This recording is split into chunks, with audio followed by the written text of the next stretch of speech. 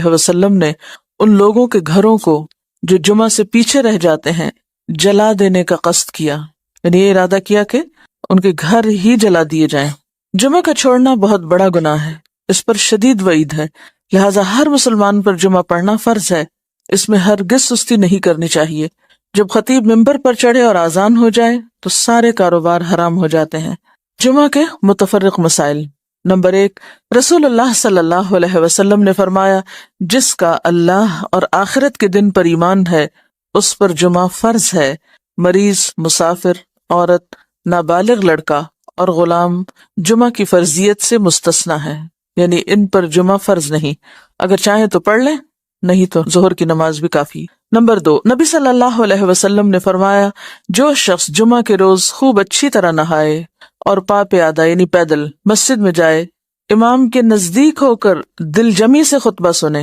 یعنی ادھر ادھر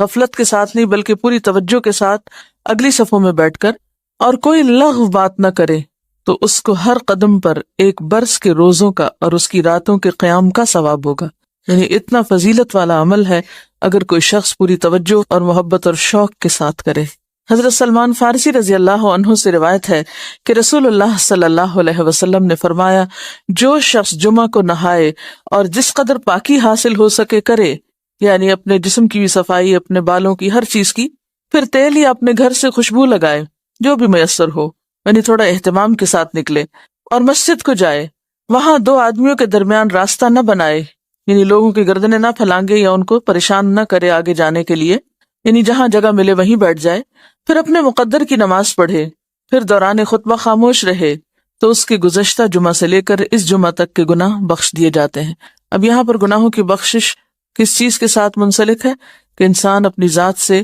کسی کو تکلیف نہ دے، یعنی صرف اتنا نہیں کہ آپ خود شوق سے چلے ہیں نیکی کرنے، عبادت کرنے، اور اپنے شوق میں دوسروں کے لیے باعث اذیت ہیں، ایسا نہیں ہونا چاہیے۔ رسول اللہ صلی اللہ علیہ وسلم نے فرمایا، جو شخص غسل کر کے جمعہ کے لیے آتا ہے اور خطبہ شروع ہونے تک جس قدر ہو سکے نوافل ادا کرتا ہے، پھر خطبہ جمعہ شروع سے لے کر آخر تک خاموشی کے ساتھ سنتا ہے، تو اس کے گزشتہ جمعہ سے لے کر اس جمعہ تک اور مزید 3 دن کے گناہ معاف کر دیے جاتے ہیں۔ حضرت عبداللہ بن عباس رضی اللہ عنہ فرماتے ہیں، مسجد نبوی کے بعد جو سب سے پہلا جمعہ پڑھا گیا وہ بحرین کے گاؤں جوافہ میں عبد القیس کی مسجد میں تھا۔ اس سے کیا پتہ چلتا ہے کہ جمعہ صرف بڑے شہر میں نہیں بلکہ گاؤں وغیرہ میں بھی پڑھا جا سکتا ہے، یا جہاں بھی لوگوں کی آبادی ہو، اکٹھے رہتے ہوں، وہاں پر جمعہ پڑھنا چاہیے، یہ جمعے کا اہتمام کیا جانا چاہیے۔ یہاں اس موقع پر میں یہ یاد دہانی آپ کو کرا دوں کہ جن خواتین کے لڑکے ہیں خاص طور پر، ان کو، اپنے شوہروں کو، اپنے مرد رشتہ داروں کو یہ احادیث ضرور پڑھوا دیں یا ان کو یاد دہانی کرا دیں، تاکہ وہ اگر جاتے بھی ہیں جمعہ پڑھنے تو شوق سے جایا کریں اور ان آداب کا خیال بھی رکھیں جو رکھنے چاہیے۔ اسد بن زرارہ نے نقی الخدمات کے علاقے میں بنو بیازہ کی بستی حزم النبیت جو مدینہ سے 1 میل کے فاصلے پر تھی، اس میں جمعہ قائم کیا۔ حضرت عبداللہ بن عمر مکہ اور مدینہ کے درمیان بسنے والے لوگوں کو جمعہ پڑھتے دیکھتے تو اعتراض نہ کرتے۔ نمبر 4، حنین کے دن بارش ہو رہی تھی تو رسول اللہ صلی اللہ علیہ وسلم نے اپنے منادی کو حکم دیا، آج اپنی اپنی قیام گاہوں میں نماز پڑھنے کا اعلان کر دو، اور وہ جمعہ کا دن تھا۔ یعنی اگر بارش کا موسم ہو اور جانے میں تکلیف ہو تو ایسی صورت میں پھر ظہر کی نماز گھر پہ پڑھی جا سکتی ہے جب نکلنے میں حرج ہو۔ حضرت ابو ہریرہ سے روایت ہے کہ نبی صلی اللہ علیہ وسلم نے فرمایا، آج کے دن 2 عیدیں، عید اور جمعہ اکٹھی ہو گئی ہیں، جو شخص صرف عید پڑھنا چاہے اسے وہ کافی ہے، لیکن ہم عید اور جمعہ دونوں پڑھیں گے۔ یعنی اگر ایک ہی دن میں 2 چیزیں ہوں تو ایک کی رخصت ہے، یعنی عید پڑھنا کافی ہے، جمعہ جو ہے اس کی بجائے ظہر کی نماز بھی پڑھی جا سکتی ہے، لیکن آپ صلی اللہ علیہ وسلم نے پھر بھی دونوں چیزوں کو پڑھنا پسند فرمایا، اگرچہ سہولت رکھی۔ عبداللہ بن زبیر رضی اللہ عنہ کے زمانے میں جمعہ کے دن عید ہوئی تو انہوں نے نماز عید پڑھائی، جمعہ نہ پڑھایا۔ اس واقعے کی خبر ابن عباس کو ملی تو انہوں نے فرمایا، ان کا یہ عمل سنت کے مطابق ہے۔ نمبر 6، رسول اللہ صلی اللہ علیہ وسلم نے فرمایا، اگر گنجائش ہو تو جمعہ کے لیے روزانہ استعمال ہونے والے کپڑوں کے علاوہ کپڑے بناؤ۔ یعنی اگر گنجائش ہو اور آسانی ہو اور سہولت ہو، اس سے یہ مطلب نہیں کہ ہر ہفتے نیا جوڑا سلوایا جائے، اس کا مطلب یہ ہے کہ جمعے کا جوڑا مخصوص بھی رکھا جا سکتا ہے، ٹھیک ہے، نہیں ایک دفعہ آپ نے سلوا لیا، اس کو ہر روز پہننے کی بجائے جمعے کے دن پہنا جائے، یعنی جمعے کا لباس مخصوص کیا جا سکتا ہے عام روزمرہ کے لباس سے۔ یعنی اہتمام کی بات ہے اصل میں، صرف نئے کپڑے سلوانے کی بات نہیں ہے۔ نبی صلی اللہ علیہ وسلم نے دوران خطبہ گوٹ مار کر بیٹھنے سے منع فرمایا۔ گوٹ مارنا اس طرح بیٹھنے کو کہتے ہیں کہ ہاتھ یا کپڑے کے ساتھ رانوں کو پیٹ سے ملا کر بیٹھیں، ٹھیک ہے۔ اس طرح بیٹھنے سے عموماً نیند آ جاتی ہے اور پھر آدمی خطبہ نہیں سن سکتا۔ علاوہ ازیں اس حالت میں آدمی اکثر گر پڑتا ہے یا بے حجاب ہونے کا بھی اہتمام ہوتا ہے۔ بیٹھ کے دکھائی جی ہاں، اس طرح، یعنی بہت ہی ریلیکس قسم کی اور کیجول قسم کی سٹنگ ہے، یہ اس سے منع کیا گیا ہے۔ نمبر 8، جابر بن سمرہ رضی اللہ عنہ سے روایت ہے کہ رسول اللہ صلی اللہ علیہ وسلم کھڑے ہو کر خطبہ دیتے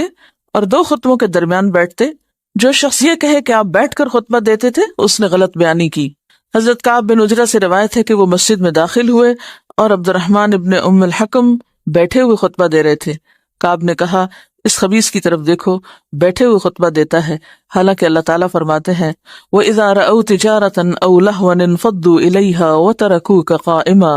اور جب یہ لوگ کوئی سودا بکتا دیکھتے ہیں یا کوئی تماشا دیکھتے ہیں تو اس کی طرف بھاگ اٹھتے ہیں اور آپ کو خطبے میں کھڑا ہی چھوڑ دیتے ہیں۔ یعنی قرآن پاک سے یہ بات پتہ چلتی ہے کہ خطبہ کھڑے ہو کر دینا چاہیے۔ اب یہاں پر آپ سوچ رہے ہوں کہ بہت سخت لفظ استعمال کیا اور شاید ان کے پیچھے یا چھپ کے یا غیبت کے طور پہ کیا، تو اصل بات یہ ہے کہ صحابہ کرام کے اندر آپ نے ایک چیز دیکھی ہوگی کہ وہ سنت کے خلاف کوئی چیز برداشت نہیں کرتے تھے، کیونکہ وہ اللہ کے رسول صلی اللہ علیہ وسلم کو اپنی ذات، اپنی اولاد، اپنے والدین، اپنی ہر چیز سے زیادہ محبوب رکھتے تھے اور آپ کی باتوں کو بھی اسی طرح اہمیت دیتے تھے۔ لہٰذا کہیں وہ کوئی چیز آپ کی سنت کے خلاف ہوتے دیکھتے تو وہ ان کے لیے بہت ہی سخت ہوتی اور اسی لیے سخت الفاظ بھی استعمال کر جاتے۔ تو بات یہ کہ اسی کا نام من احب للہ و ابغض للہ ہے، و آتا للہ و منع للہ۔ جب ہم دین میں محبت کی بات کرتے ہیں تو ہم سمجھتے ہیں کہ محبت پھر جائز ناجائز ہر بات پہ محبت، یہ بات غلط ہے۔ ٹھیک ہے، درست چیز کو اپریشیٹ کیا جائے اور جو غلط بات ہے اس کو غلط بتایا جائے، اور غلطی جتنی زیادہ بڑی ہو اس کے لیے اتنا ہی فرم ہونا چاہیے، اس کے لیے پھر ڈھیلا ڈھالا رویہ نہیں اختیار کرنا چاہیے جبکہ بات پوری طرح دوسروں کو بتائی بھی جا چکی ہو۔ لیکن ایک بات یاد رکھیے کہ صحابہ کرام کا جو باہم تعلق یا واسطہ تھا، ان کی جو تربیت جس ڈھنگ پر ہوئی تھی، وہاں ذات اور انا اور میں اور شخصیت پرستی جیسی چیزیں نہیں تھی، وہاں محبت بھی اللہ کے لیے تھی اور بغض بھی اللہ کے لیے تھا، اور اس کے ساتھ ساتھ وہ کسی چیز کو اپنی ذاتی وقار کا مسئلہ نہیں بناتے تھے، اس کو پرسنلی نہیں لیتے تھے۔ ہم کوئی چیز نہ بھی ہو تو اس کو پرسنل بنا لیتے ہیں، یعنی کوئی شخص کسی سے کچھ کہہ رہا ہو تو ہم اس کو اپنے خلاف لے لیتے ہیں، اور اپنی ذات کے بارے میں ہمیشہ بہت ہی سمپیتھیٹک اور بہت سینسٹیو اور بہت کانشیس اور بہت مہربان رہتے ہیں، اٹھتے بیٹھتے چلتے پھرتے تکلیفوں کا ذکر بھی کرتے رہتے ہیں۔ کبھی ہمیں یہ بھی سوچنا چاہیے کہ جب ہم بہت زیادہ تکلیفوں کا ذکر کرتے ہیں تو کہیں ہم اللہ تعالیٰ کا شکوہ تو نہیں کر رہے ہوتے۔ تھوڑی دیر کے لیے سوچیں، یہ مسئلہ وہ مسئلہ، یہ پریشانی وہ پریشانی، یہ بیماری وہ بیماری، یہ تکلیف وہ تکلیف، یعنی تھوڑی دیر کے لیے اس بات پر اگر غور کریں کہ ہر وقت ہماری زبان سے شکوے شکایات ہی نکلتے رہیں تو ہمیں کیا معلوم نہیں کہ ہر نقصان، ہر تکلیف، ہر بیماری اللہ کے اذن سے ہی آتی، اور ہر چیز اسی کے ہاتھ میں، وہ جب چاہے اللہم لا مانع لما آتیت ولا معطی لما منعت ولا ينفع ذا الجد منک الجد۔ یعنی اگرچہ تکلیف یا بیماری یا دکھ کے اظہار کرنے میں کوئی گناہ کی بات نہیں ہے، لیکن اللہ سے محبت کے ادب کے خلاف ہے۔ جس سے آپ محبت کرتے ہیں آپ اس کی شکایتیں راہ چلتے تھوڑی کرتے رہتے ہیں، کوئی کرتے ہیں؟ ہاں، سمجھ رہے ہیں میں کیا کہہ رہی ہوں؟ اس شخص سے آپ نے کیا سبق سیکھا جس کا صدقہ کسی ایسے شخص کو چلا گیا کہ جو مستحق نہیں تھا، اور وہ دل میں تکلیف میں بھی تھا، پریشان بھی تھا، تو کیا کہا؟ اللہم لک الحمد۔ ہم یہ اخلاق اور ادب نہیں سیکھ سکتے؟ ہاں، سیکھ سکتے ہیں۔ مثلاً ایک ڈاکٹر کے پاس جا کے بتانا کہ میں بیمار ہوں، اس میں کوئی برائی نہیں، لیکن ہر انسان کو بتانا میں بیمار ہوں، یہ اللہ کی محبت کے ادب کے خلاف ہے۔ ابراہیم علیہ السلام جو اللہ کے دوست تھے، وہ کیا کرتے تھے؟ کیا کہتے تھے؟ فَإِنَّهُمْ عَدُوٌّ لِّي إِلَّا رَبَّ الْعَالَمِينَ الَّذِي خَلَقَنِي فَهُوَ يَهْدِينِ وَالَّذِي يُطْعِمُنِي وَيَسْقِينِ وَإِذَا مَرِضْتُ فَهُوَ يَشْفِينِ وَالَّذِي يُمِيتُنِي ثُمَّ يُحْيِينِ وَالَّذِي أَطْمَعُ أَن يَغْفِرَ لِي خَطِيئَتِي يَوْمَ الدِّينِ رَبِّ هَبْ لِي حُكْمًا وَأَلْحِقْنِي بِالصَّالِحِينَ وَاجْعَل لِّي لِسَانَ صِدْقٍ فِي الْآخِرِينَ وَاجْعَلْنِي مِن وَرَثَةِ جَنَّةِ النَّعِيمِ۔ کیا سرگوشیاں ہے نا اپنے رب سے، کیسے نعمتوں کا اقرار ہے، کیسے محبت اور شکر کا اظہار ہے، اب سوچتے ہوں کہ پڑھاتے پڑھاتے پتہ نہیں کہاں چلی جاتی ہیں اور کسی اور ہی irrelevant بات کے اوپر